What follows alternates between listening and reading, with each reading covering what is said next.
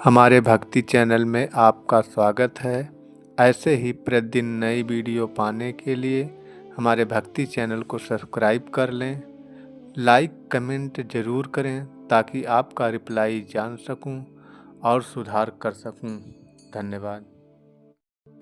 आज हम वीडियो में भगवान के संबंध में जो दर्शन की बात कही गई है, बहुत से लोग कहते हैं कि दर्शन नहीं हो सकता है, तो इस संबंध में बहुत बड़ी आज विडंबना है, क्योंकि बिना दर्शन के कोई प्रेम नहीं होता है। तो इस संबंध में शास्त्रों का क्या कहना है, आज हम इसमें श्रीमद् भागवत गीता से, संपूर्ण निरंकारी अवतार वाणी से और रामचरितमानस से और वेद से, कुरान से, पुराण से, उपनिषद से, बाइबिल से, ऐसे बहुत से शास्त्र ग्रंथ हैं जो हमें ये बता रहे हैं कि परमात्मा का दर्शन किया जा सकता है। सीधा एक तरह से समझ सकते हैं कि जो आज दुनिया में नहीं सोचा जाता है वह संभव है, क्योंकि भगवान ने अर्जुन को अपना विराट स्वरूप का दर्शन कराया था। वो विराट स्वरूप क्या है?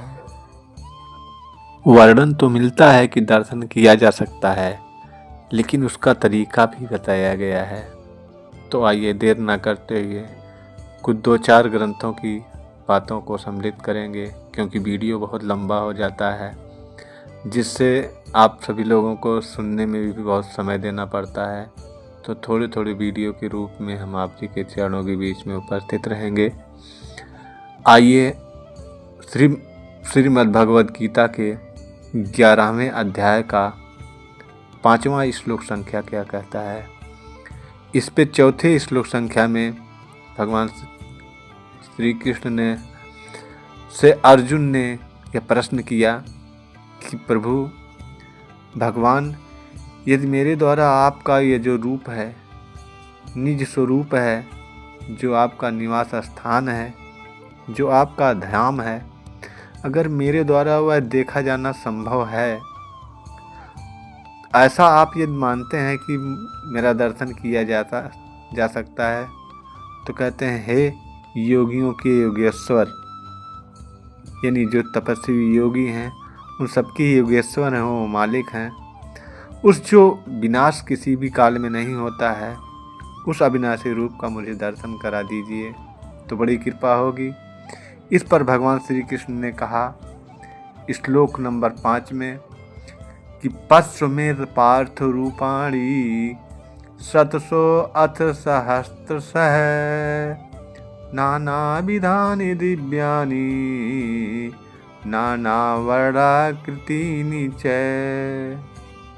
भगवान ने कहा कि अगर अर्जुन, ये जो मेरा विराट स्वरूप है, इन तुम नंगी निगाहों से, इस चर्म चक्षुओं से तुम मेरा दर्शन नहीं कर पाओगे। भगवान श्री कृष्ण ने कहा कि हे पार्थ, अब तू मेरे द्वारा ये दिव्य दृष्टि ले और तू मेरे सैकड़ों हजारों जो नाना प्रकार के तमाम वर्ण और बहुत से आकृति वाले हैं और उनका जो रूप है वो अलौकिक है, इन रूपों को तो देख।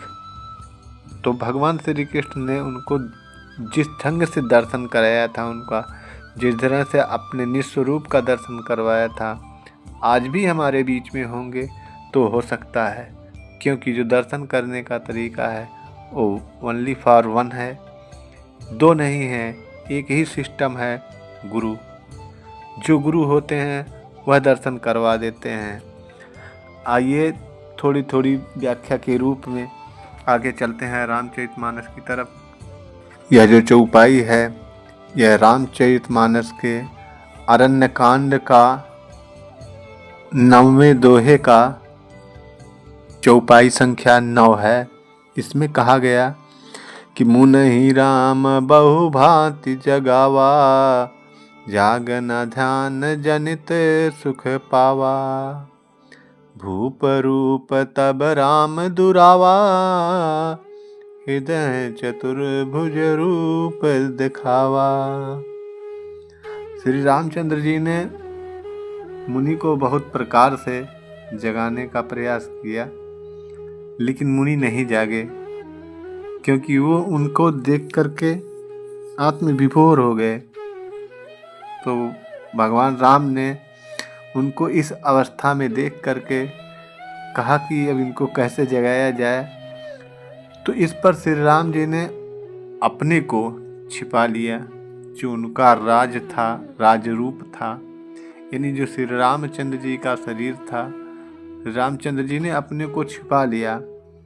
और जब छिपा लिया तब उनके हृदय में अपना ये चतुर्भुज रूप, इस विराट स्वरूप का दर्शन उन्हें करवाया। कि जब आप ये अरण्यकांड की पढ़ेंगे तो इसमें पूरा सा विश्लेषण मिलेगा। हम एक छोटी वीडियो के रूप में केवल रख दे रहे हैं कि उन्हें भी दर्शन हुआ था, भगवान राम ने उनको दर्शन करवाया था। और इसी में भगवान श्री कृष्ण ने उसी निज स्वरूप का दर्शन करवाया था, क्योंकि वो शरीर कोई भी रही हो, लेकिन दर्शन जो होता था एक का होता था, जो अखंड है, अजय है, अविनाशी है, अजन्मा है। तब जाके ये उन्हें पहचान पाते थे कि ये कौन है, निराकार ब्रह्म कौन है और साकार ब्रह्म कौन है। आज जो संसार में बहुत सी उलझन पड़ी हुई है कि एक हिंदू मुसलमान की बात को नहीं सुनता, और तो छोड़ें जो भी जात धर्म है वो तो अलग की बात है, मगर हिंदू की बात ही नहीं सुनना चाहता, शास्त्र की बातों को ही समझना नहीं चाहता है। वो समझता है कि राम हमारे भगवान है तो कृष्ण नहीं है, कृष्ण है तो दुर्गा जी नहीं है, दुर्गा जी नहीं है शंकर जी हैं।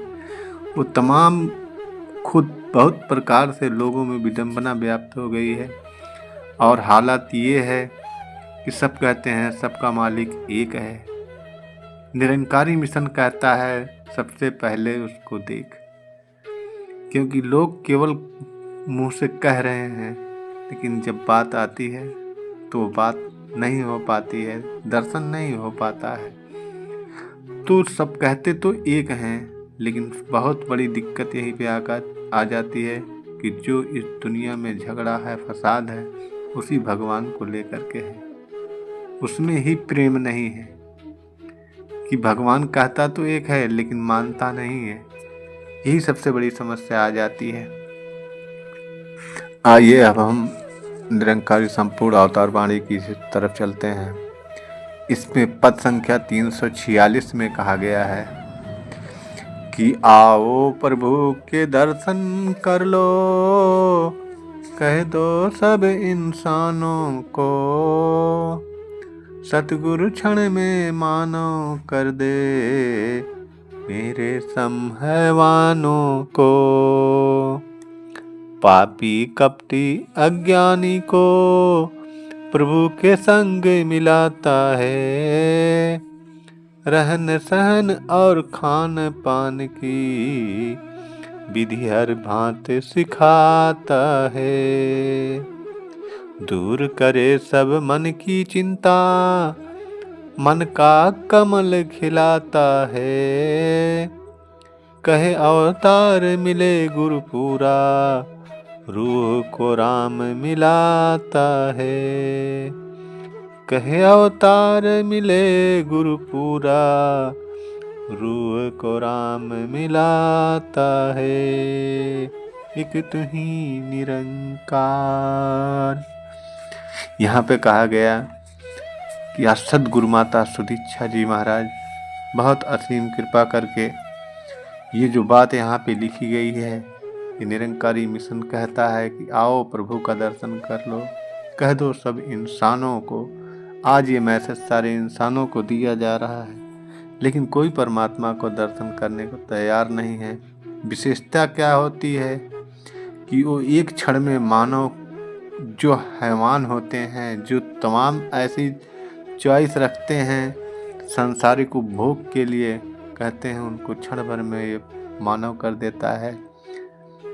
पापी हो, कितना भी हृदय में कपट हो, अज्ञानी हो, वो तुरंत सद्गुरु माता सुदीक्षा जी महाराज प्रभु के संग मिला देती हैं। जैसा कि पीछे इतिहास भी मिलता है कि तमाम प्रकार के अविद्या से युक्त लोगों को राम जी से मुलाकात हुई है, कृष्ण जी से मुलाकात हुई है, गौतम बुद्ध जी से मुलाकात हुई है। ऐसे ऐसे जगहों पे ऐसी ऐसी बातें लिखी हुई हैं कि हम प्रभु का दर्शन कर सकते हैं।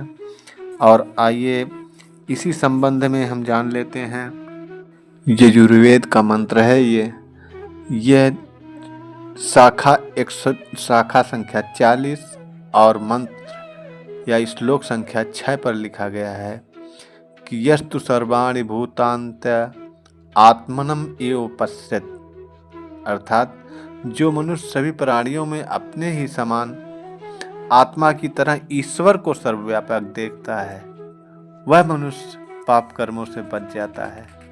तो जहाँ भी देखें इसी तरह से मुंडकोपनिषद, श्वेताश्वरोपनिषद और अथर्ववेद में भी, कुरान में भी बहुत सी बातें ऐसे मिलेंगी जहाँ पे ये सब चीज़ें बताते हैं कि अल्लाह का दीदार भी किया जा सकता है। तो आगे भी अवसर मिलेगा, इस पे सेकंड वीडियो हम बना देंगे जिसमें अब की बार हम जिस चीज़ को यहाँ सम्मिलित नहीं कर पाए हैं उसको सम्मिलित करने का प्रयास करेंगे। और वीडियो पर बने रहने के लिए धन्यवाद। लाइक कमेंट ज़रूर करें कि कैसा लग रहा है वीडियो, ताकि हम आपके बीच में और अच्छे ढंग से इस बात को रख सकें। समय देने के लिए आपका धन्यवाद। ऐसे ही भक्तिमय वीडियो पाने के लिए और मनुष्य जीवन का जो उद्देश्य है उसको प्राप्त करने के लिए हमारे चैनल को सब्सक्राइब, लाइक, शेयर, कमेंट ज़रूर करें ताकि और लोगों का जीवन धन्य हो सके। धन्यवाद।